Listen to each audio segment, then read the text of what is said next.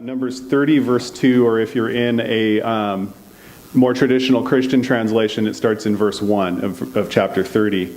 And it goes on to the end of the book, the two ones. The first one goes through chapter 32. It is Parashat Matot, which means tribes. It's one of the words for tribes. And it's because at the beginning of the parashat, it says, Moses spoke to the princes of the tribes of Bnei Yisrael, saying, this is what Adonai has commanded. And then it goes on to the first major subject of the parashat. And the second parashat begins in 33, and it's called Parashat Masei, which could be translated as journeys, marches, or even like a setting out point for a journey. Because it at the beginning of that parashat, it recounts the stages of the journeys of Israel in the wilderness. Of course, this is just before Deuteronomy, when Moses re-gives the law, says the law. I don't know what the right word there is. And right before he dies, and then Joshua takes over and they go into the promised land. Now, when I was reading through this, I did notice there's a number of different subjects that are covered.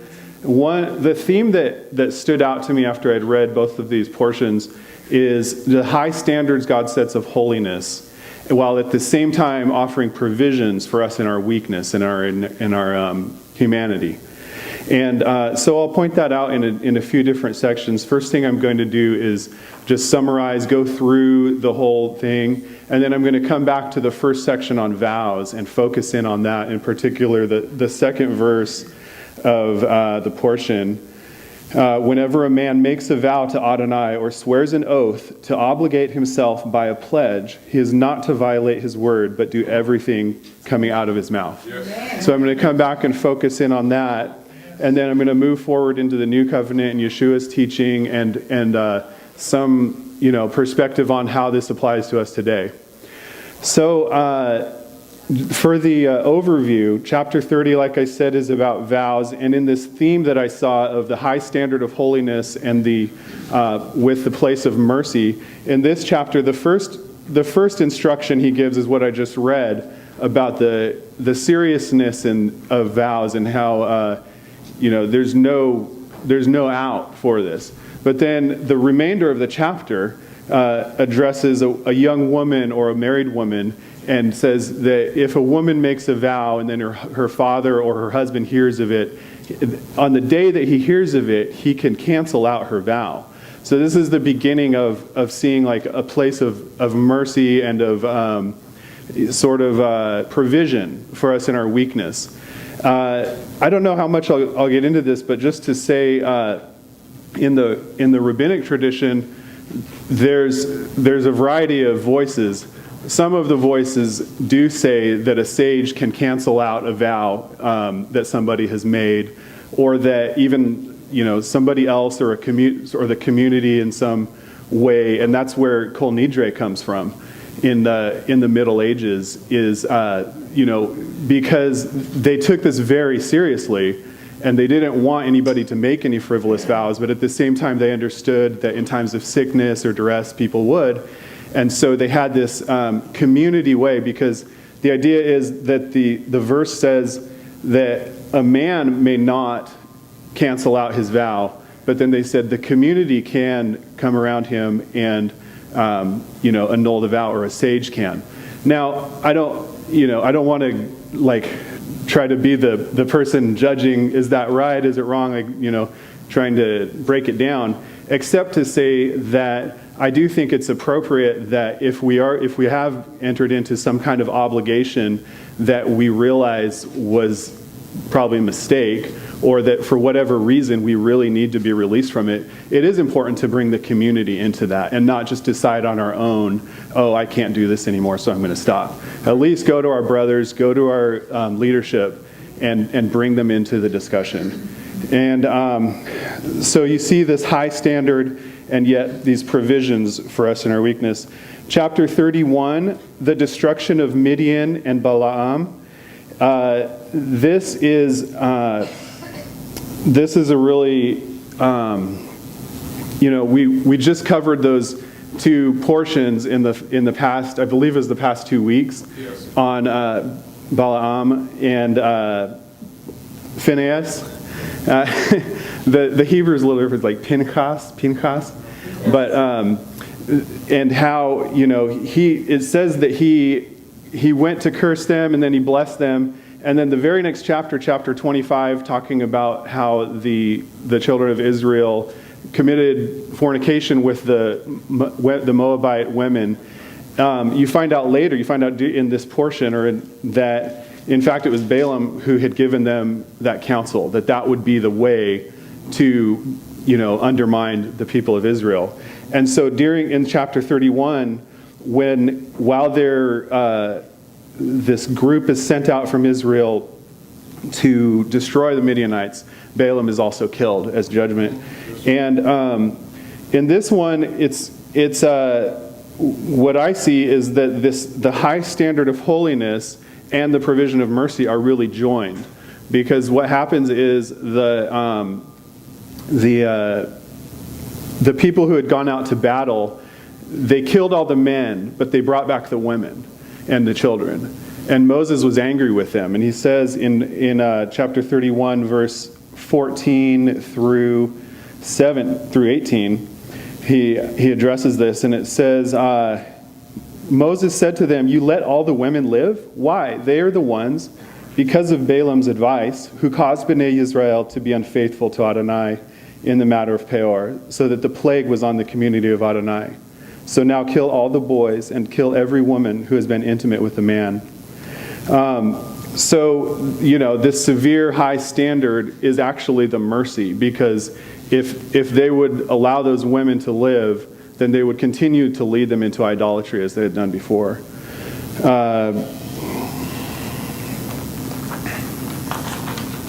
Chapter 32, Gad and Reuben settle east of the Jordan, and yet they pledge to go and fight with Israel in Canaan. Chapter 33, as I said, the beginning of the next portion, recounts Israel's journeys. And there's instructions in this section. Actually, before I get to that, there's just a couple of verses that stood out to me in this chapter 33. Verses 3 and 4, they set out from Ramses. And I looked it up, and Ramses means child of the sun. And then it says, while the Egyptians were burying their firstborn, whom Adonai had struck down among them, is when they left. And it says, Adonai had brought judgments on all their firstborn and their gods. It says, on their gods also the Lord executed judgments. And so I see just this sort of parallel symbolism here. On the one hand, Ramses, child of the sun, when the Lord brought his judgment on Egypt, the sun god was their premier god, and that was the main god that he brought. And I believe that the Pharaoh was considered almost synonymous with that sun god. And so when the child of the sun, the Pharaoh's son, was killed, that was the Lord's judgment on them.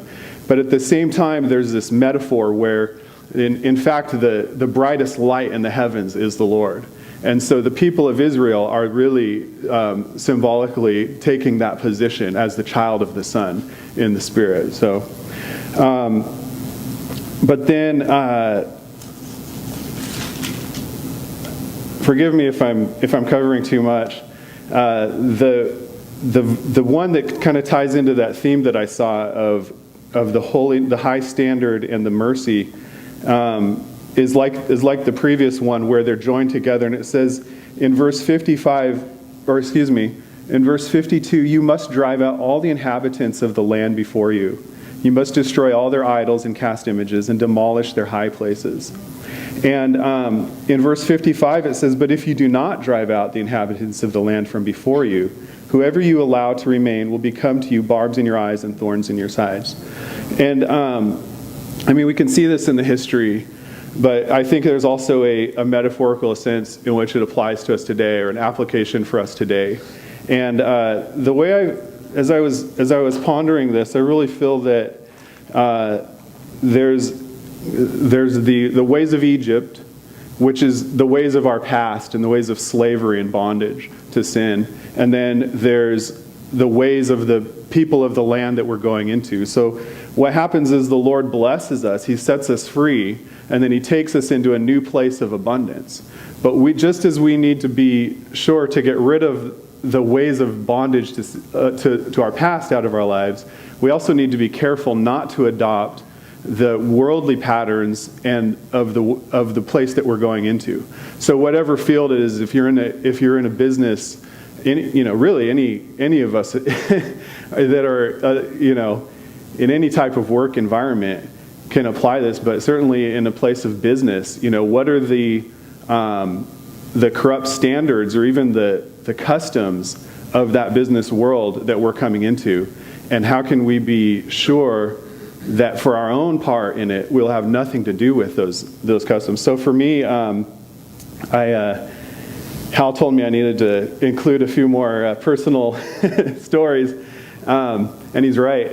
But for me, I used to drive trucks. I drove trucks for 14 years, and they had in the trucking industry, it's a little different now because they use all electronic logs. Okay, but back when I started, for a long time, we had paper logs, and there's all kinds of ways you can work around the requirements. Yes. You're like, anyway, I won't go into the specifics, except to say, one time I was driving down the road and I saw this nice looking truck, and on the back he had a sticker. He said, "Take a stand, run compliant." And I think to most people they wouldn't get that, but to a driver it's like, wow, okay, yeah, you're right. It is. And for me, I didn't always, and it did become a thorn in my side. In fact, I can point to at least 2 accidents that I had that were a result of me adopting the ways of the industry that I came into. Basically pushing too hard, in one case violating the laws about driving time. And wearing myself out, that wasn't fun. It's not fun being so exhausted you can hardly keep your eyes open. And thank the Lord that electronic logs came and helped us make it a little easier for us to follow those rules. But it does become a thorn in your side. And so really the Lord's high standard of holiness, of having nothing to do with the ways of the people in the land you're going into, is his mercy that will keep us from harm. So just briefly, chapter 34 discusses the borders of Israel and the apportioning of the land, and it names the 12 princes of each tribe that will work together with Joshua and Eleazar in apportioning the land. And chapter 35 gives instructions on cities for Levites, including cities of refuge, which is another example of this principle that the let's look at that verse, chapter 35.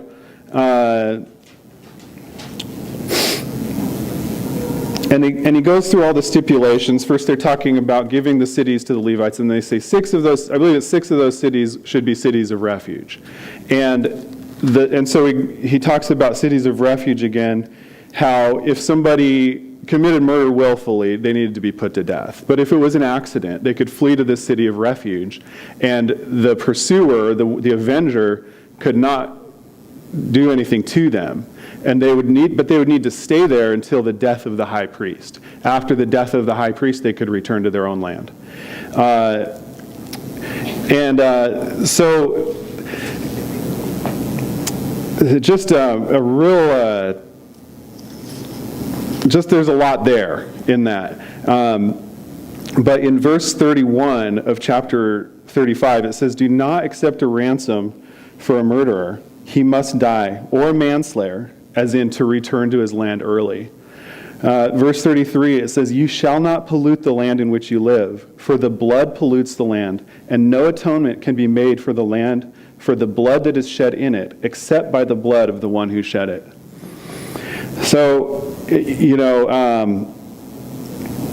there's just a couple of really powerful ways that Yeshua comes into this story.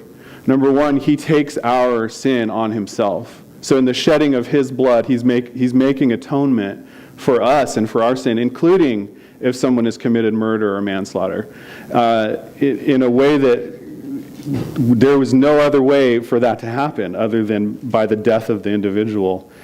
And then number two, when this manslayer has to go, he's basically in exile. He can't go to his people, to his land, until the death of the high priest. And then Yeshua, as our high priest, when he dies, we're released from all of that, from every implication of even things that we've accidentally or unintentionally done wrong.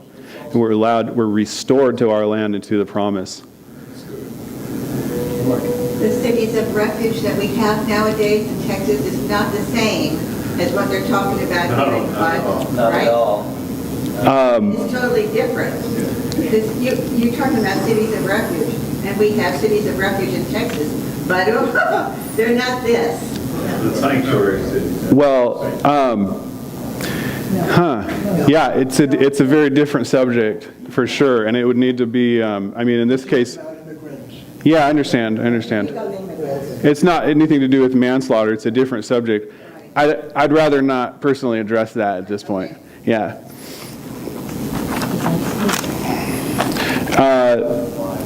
Finally, chapter 36, the rulings about daughters' inheritance for a man who doesn't have any sons to pass his inheritance to, because the standard was that your inheritance went to your sons. And then and of course they had the ruling before that the daughters were able to receive the inheritance, but then they said, well, yeah, but then when we marry another man from another tribe, then it'll pass to their tribe, and it won't be in our tribe anymore. So the ruling that he gave was that they needed to marry within their clan so that the land remained in the tribe and in the clan that it belonged to. So that's a provision, for this situation.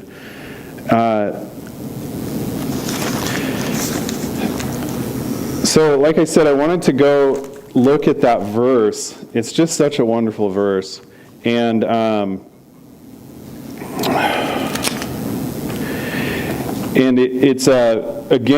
it's Numbers chapter 30, and it's verse 3 in the Hebrew, and in most of the other translations it's verse 2. It's the one that says, whenever a man makes a vow to Adonai, and so forth. In the Hebrew of this verse, it's interesting. There's 3 Hebrew words that are in a way as synonyms, but with different connotations, used for a vow or the swearing of an oath or a pledge. The first one is neder, for vow. The second one is shavah, for an oath, also the word for 7. And the third one is isar, and it's in every other context, this third one is used in a different way, but it's like a binding obligation. So just to run through this, so you have these 3, just looking at the structure of this verse, you have these 3 words for a solemn spoken commitment, each of them repeated twice. They're repeated in the verb form and in the noun form. So it's like it says, if anyone vows a vow, or it says, in English it says swears an oath, but it would be the same word. So if you could say oaths an oath, pledging a pledge. That's how it reads. And then it says, in the third one, it says binding his soul, or his binding himself.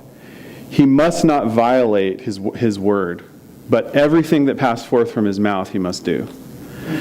And I think that the structure is here intentionally. It's just really adding emphasis to this verse and to the importance of our words.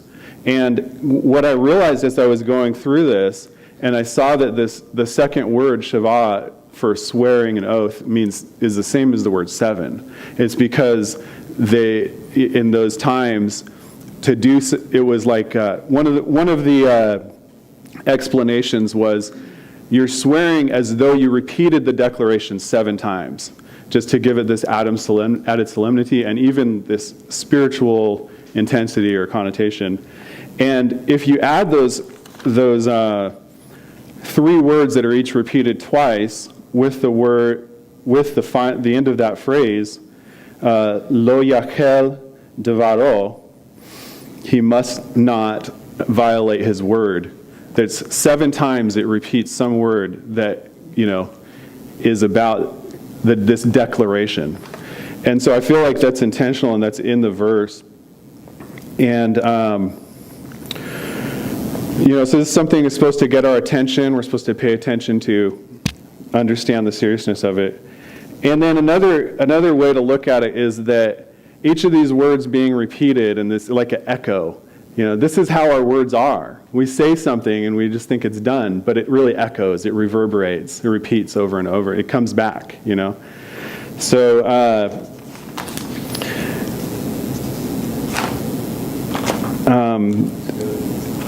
the first word, like I said, neder, is translated vow.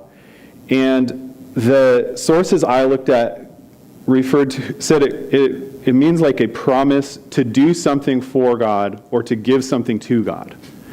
And there's other interpretations in the rabbinic sources that read it a little differently. But that fits with the first usage of this word is in Genesis 28. If you remember when Genesis had tricked his brother Esau and stolen his birthright, and then he was fleeing from him, and he sees this vision of this staircase and the angels going up and down, and at the top he sees Adonai, and the Lord blesses him, and he promises to bless him. He promises to give him the land and to multiply his descendants. And this is the first instance of this word in the scriptures. It says Jacob vows a vow, and he says three things. First, he says, if God cares for him and returns, and then three things he will do. One, Adonai would be his God. Two, that place that he was would be the house of God. And it did. It became Bethel, which means house of God. And then number three, he would give 1/10 of everything to the Lord. So that's where this idea of a vow as a free will offering comes in. Because he chose, he voluntarily said, if you bless me in this way, I will give 1/10 of everything to you. And so that's one. I got a little story to tell on myself on this, because, and this is pretty recent. This is this past year. So when we moved down here, if you don't know, my wife and I and our 3 boys moved down here from Oregon to go to the King's University. Just really called by the Lord, and He showed us in many ways that this was His intention. And so we came down. And I had been, as I said, I'd used to drive trucks. I'd been driving trucks at this point for 14 years. In those first 3 years, I had a couple month-long breaks. The past 11 years, no breaks. The only breaks I had were when a child was born or when someone was sick, okay? And that's not good. Of course, maybe I took like a 1-week vacation somewhere or something. Or when we got married, I had a little break. For a week, I think. So I'm burnt out. I'm worn out. And when I come down here, people advise you to set goals and to verbalize them and to write them down, or I usually just say them. I usually don't write them down. But one of my goals was to walk away from the trucking industry and just be done with it, it's not a bad, overall, like I'm making it sound bad, but I enjoyed it. I enjoyed driving trucks all those years. But I had had enough. I was tired. It was getting to me. And so I did, and I found out that my hazmat certification expired like really close to my son's birthday. I think it might have been on my son's birthday, my second son, Cohen. And when I saw that, I said, okay, that's it. That's the day. That'll be my last day, or like before that will be my last day, because I don't want to go through that. You have to get your fingerprints now, and it's just a hassle. So I'm like, okay, happy birthday, Cohen. Daddy's not working anymore, So that's what I did. And then we moved down here and going to school full time, and we sold our house, so we had a little bit of savings, and I just really felt like I needed to go to school. I didn't need to work right now, and I just needed to focus on that. And probably like a few months into it, somehow I had the realization that I was in a sabbatical, what's the Hebrew for that? I can't remember. The 7th year, Oh, yeah. I know it applies to the land, but Shemitah, yeah. And I know it applies to the land, but for me, this was a personal Shemitah year of rest, and And I was like, wow, this is great. I'm studying, working really hard studying, but I'm not doing any physical labor. I'm not doing anything for money. And so that went on for a time, and I talked to Joey about it, and he just gave me counsel on, really watching the borders of that, like being careful about not to, because, we ran out of money, and we're like, what are we going to do? He said, be careful not to just jump out of that prematurely, but make sure it's come to its fullness. And so what happened is I had a friend at school who needed some help on a paper, and she asked me if I would tutor her, because one of the professors recommended. And I said, okay, yeah, I will. And I was going to just meet with her once, and I wasn't going to charge her anything, and then if she wanted to tutor after that, then we'd figure it out. But that first meeting was enough, and she paid me $50, okay, to meet with her and to help her with her paper. And then sometime that day or the next day, I just realized, this is the first income I've had since I quit. And I said, I'm going to make this a first fruits offering. And I even I think I thought at first, and I told my wife, I'm going to take that $50 and make it a first fruits offering. Well, guess what happened? It went in the bank, and we had expenses, we had bills, and it didn't happen. Okay? So, in retrospect, I had made a vow, because I had made this, I had not just thought this, deciding in your heart, that's enough. If you decide something in your heart, you need to follow through on it. If you speak it out, how much more so, So, time went by, and, I had the intention of doing it, but I just didn't do it.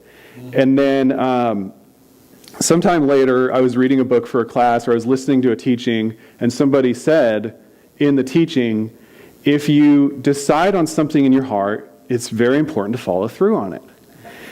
And I said, yeah, that's absolutely right. And then sometime in the next day or two, I remembered this. And I think what happened was the Lord's mercy and grace.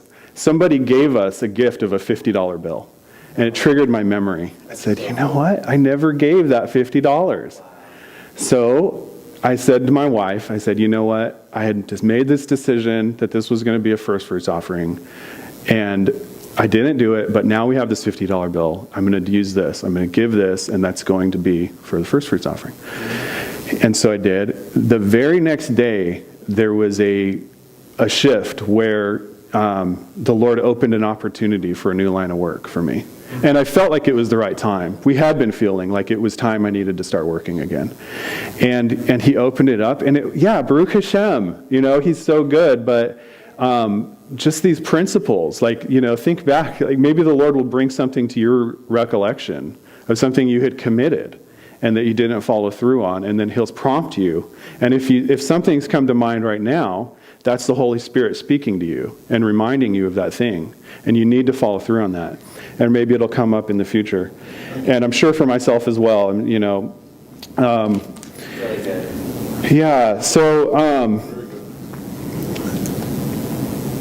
So just to keep moving through this verse, the next word, shavah, it's in the text it says hishavah shavua, and it means he swears an oath, or the word means seven. He sevens a seven. If you look back at the first instance of this word, it's in Genesis 21. It's when Abimelech's the first one to say this word in the scripture, and he comes to Abraham and he says, swear to me that you won't deal falsely with me. We've let you stay here. We haven't treated you wrong. It wasn't entirely true, but for the most part. So swear to me, and this is that word. And Abraham does. He swears to him. He swears that he wouldn't do it. And then what he does is they have a ceremony, and as part of the ceremony, Abraham sets aside 7 ewe lambs. And Abimelech says, what's this? What are these 7 ewe lambs? And he says, what does it say? Let me look it up, because I don't want to. It's Genesis 21, I said, if you want to look at it. And I think it's 23, 24.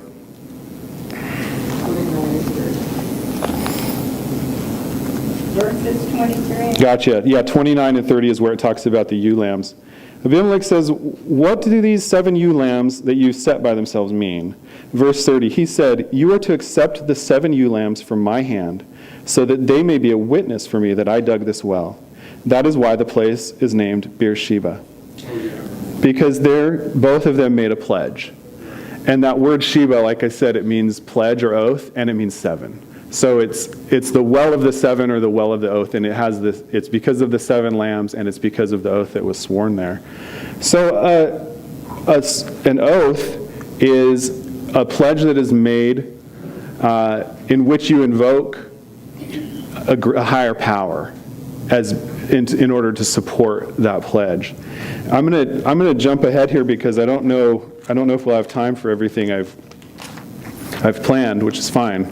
But let me see where I wrote this.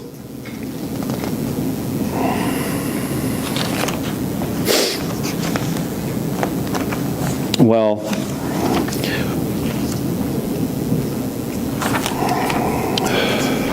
I'll come back to it because I can't find it. So I'll come back to it. The next word, what was the word? It's isar is the noun form, and lesor is in the verb form, and it's to bind himself with a binding obligation. And it, like I said, this is the only chapter in the scriptures where this word is used in this sense. Everywhere else, it's someone's bound by being put in prison or put in chains. Someone's a prisoner, or an animal is tied to a cart, yoked. To yoke an animal is this same word. And the lexicons, the sources I found refer to it as like something to do with abstinence. Like you've made this commitment that you're going to abstain from something, whether it's food or whatever it might be. And so you have these 3, the vow of committing to give something or do something, the oath where you invoke the name of the Lord as support for what you're stating, and this pledge where you pledge not to do something, to abstain from something. And I guess I'll move forward to, just kind of this question. Oh, we got time. I'm sorry. I was thinking we had to be done in like 10 minutes, which we might be.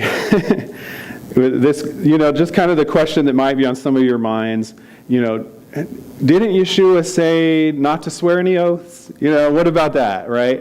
Did Yeshua change this? Did he change the rules?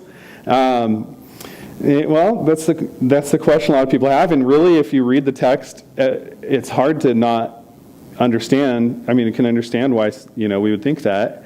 It says in Matthew 5:34, "I say to you, do not take an oath at all, either by heaven, for it is the throne of God, or by the earth, for it is his footstool, or by Jerusalem, for it is the city of the great King. Let what you say be simply yes or no." And James has a parallel, or Yaakov, or Santiago. Isn't that James in Spanish? No? Huh? Jacobo, right. But James, like when I was always told, I lived in Mexico, they called it Santiago in the Spanish Bible. Am I wrong? Yes, because in Mexico they don't speak Spanish. So if I look at the Reina, the Versión, They don't speak the Castilian Spanish. maybe that was it. Maybe it was the common name, James, that they called Santiago. I don't know. Okay, well, Jacobo. But even in English, we have James and Jacob, and which I don't know. But in any event, he was Yeshua's brother, and he echoed him. He said the same thing. James chapter 5, where is it? Oh, I'm sorry. It's over here. James chapter 5, above all, brothers, stop swearing oaths, not by heaven or by earth, not by any other formula. Rather, let your yes be simply yes and your no simply no, so that you won't fall under condemnation. So really what had happened was at this time, in Second Temple Judaism, because of the reverence for God's name, already at this time they had stopped using his name. Speaking out his name. So instead they would say, okay, we don't want to swear by his name, so let's swear by the temple or swear by heaven. And okay, that kind of makes sense today in a courtroom, you might place your hand on a Bible. To me, it would have the same connotation. If you swear by the Bible, you swear by the one who inspired the Bible. But in those times, another thing was going on, which you can see in Matthew 23, where some of them had developed a kind of system where, okay, if you swear by the altar, you don't have to keep that one. But if you swear by the gold that's on the altar, then you do have to keep it, right? So that's really what Yeshua and Jacob or Yaakov were really challenging. Is like, no, if you swear by the altar, you're swearing by the one who's worshipped at that altar. And you can read it in Matthew 23, verses 16 through 14. It says, someone who swears by the temple swears by it and the one who lives in it. And someone who swears by heaven swears by God's throne and the one who sits on it. But then they say, what they don't do is they don't say, stop swearing by these things, start swearing in his name again. They say, instead of that, they say, let your yes be yes and your no, no. And I think that's a big subject, why that is. But I think it's reverence. It's reverence for his name, first of all. It's also reverence for the community and the context that they're in. And I think even in our own context, how, it would be out of place to begin, that practice again. So I think that continuing to walk out their instructions, let your yes be yes, with the understanding that as his people, as his followers, as his servants, anything we say, should be subject to his authority and his enforcement. And that was the idea in the. I don't have a lot of time, so let's just keep moving. That was the idea, is that in the ancient times you would invoke a deity that would enforce your commitment, and so like if you go back to the scriptures on which like the mitzvah of swearing in the name of the Lord is based, it's in Deuteronomy 6:13 and Deuteronomy 10:20, and it's interesting. It says in Deuteronomy 6, it says, "You are to fear Adonai your God, serve him, and swear by his name." And then immediately after that, you are not to follow other gods. So the Lord is your God. Don't swear by these other gods. Swear by Adonai. Okay, because in that cultural context, you were going to swear by somebody, or else you weren't going to have any kind of public life. And then in chapter 10, it adds one more phrase. It says, "You are to fear Adonai your God, serve him," which also means worship him. That's in the other verse as well. So let me start over. "You are to fear Adonai your God, worship him, cling to him, and swear by his name." Okay, so this swearing by his name is a part of our relationship with him in this context, in the ancient times. And cling to him, so he is the God. Of all the gods, he is the one that you're holding close to yourself. He's the one in whose name you're speaking. So, Yeshua doesn't reverse the teaching and the custom at the time of not saying the Lord's name. He says, no, let your yes be yes and your no, no. But what he does do is he gives us a new application of the Lord's name. And in this case, because Yeshua, the name of the Lord is in the name of Yeshua. Okay? It can mean I'm not an expert on this, but this is my understanding from other teachers that I've read. The word Yeshua means salvation. It can also be thought of as Adonai saves, And so the name of Adonai is in the name of Yeshua. And it says in Philippians that this is the name above all names, the name of Yeshua, that at his name every knee should bow and every tongue confess that he is Lord. So what Yeshua does, he, instead of telling people, you need to use my name in order to confirm and enforce what you commit to do. No, he says, use my name in order to for assurance that the Lord will do what you've asked him to do. He says, whatever you ask in my name, I will do for you. And so now the name of the Lord is no longer used overtly, as an assurance for what I will do, although it's still there. but instead it's used as an assurance for what he will do, for what that he will fulfill his promises and his goodness. And then just a couple more verses on this. Not only do we pray in his name, we also do the works of the kingdom in his name. It says in Mark 16, these signs will accompany those who believe. In my name they will drive out demons.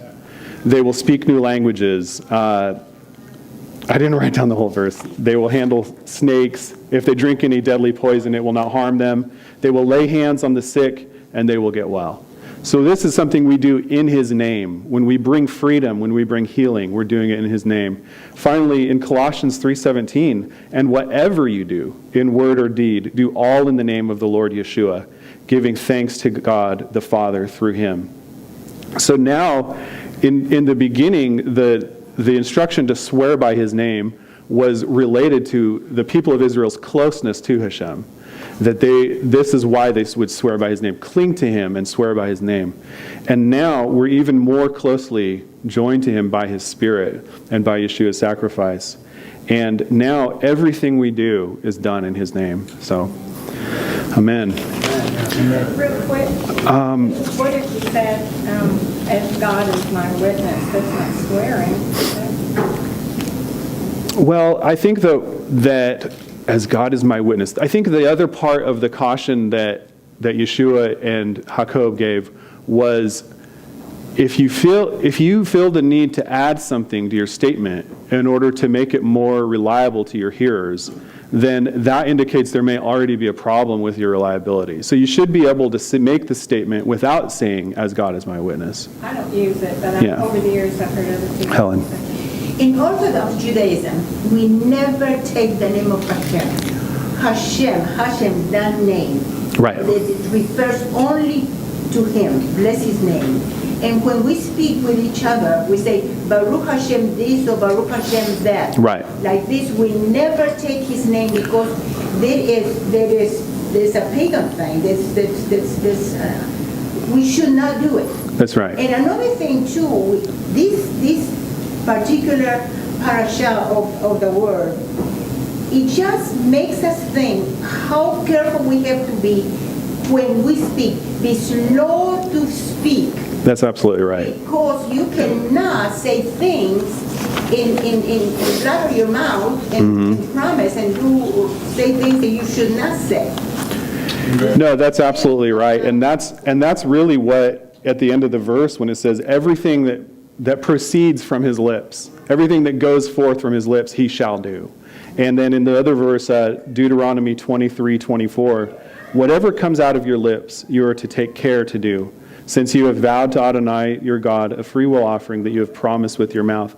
You know, these are in a context of these vows, but I feel like that yes, like everything that we say, we need to be. I think that's in the text. I don't think that's something that Yeshua added. I think he was actually showing what was already in Torah. Yeah. Something that... and then we got to stop after this. Yeah, sure. In David Stern's commentary on the passage where Yeshua says not to make vows or not to make an oath, it was interesting. The commentary, his New Testament Jewish commentary, points to the Talmud. And the statement is it actually having... That's right. It's quite interesting. It's saying essentially almost the same thing. He's saying let your yes should be just and your no should be just. And he's basically saying the same thing. Let your yes be yes and your no, no. And it goes on to say the verse means that one should not say one matter with his mouth and think another in his heart. And I think that's really what Yeshua is really...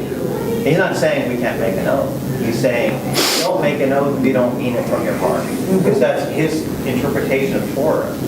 Joey had done a whole series on that. Yeah. Is that it always goes back to the heart and the motivation behind it.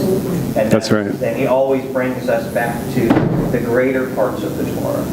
That's the right. heavier matters of Torah. And not to focus on the rituals and the sort of legalistic minutia. Well, yeah, so let me just say another blessing, and then we'll have a little break and then begin with our main service.